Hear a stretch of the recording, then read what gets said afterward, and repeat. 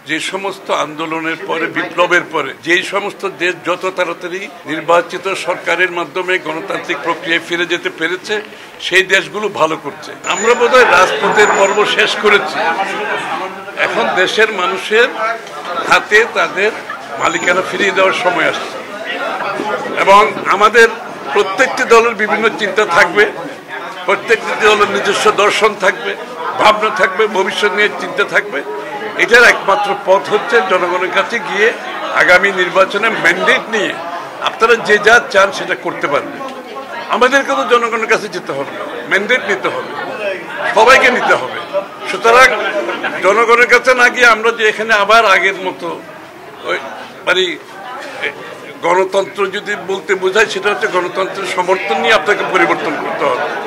জনগণের সমর্থন ব্যতীত প্রত্যেকটি দলের তো চাহিদা থাকতেই পারে, সেটার একমাত্র পথ হচ্ছে নির্বাচনে গিয়ে জনগণের ম্যান্ডেট নিয়ে পরিবর্তন করা যেতে পারে।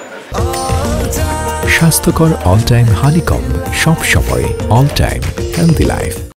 এর বাইরে কিছু করতে গেলে সেটা গণতন্ত্রকে বাধাগ্রস্ত করবে। বাংলাদেশের মানুষের বহুদিন পরে মালিকানা ফিরে পাওয়ার যে প্রত্যাশা, ভোটের মাধ্যমে একটা নির্বাচিত সরকার সংসদ গঠন করবে, যেটা যেই সরকার সংসদ জনগণের দায়বদ্ধ থাকবে, সেটা যত বিলম্বিত হবে দেশ তত বেশি বিপদগ্রস্ত হবে।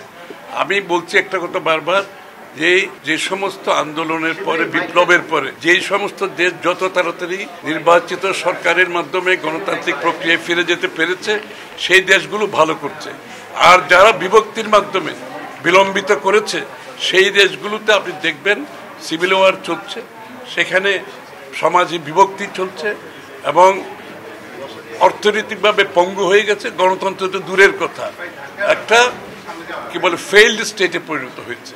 আমরা বাংলাদেশকে সেদিকে নিয়ে যেতে চাই না।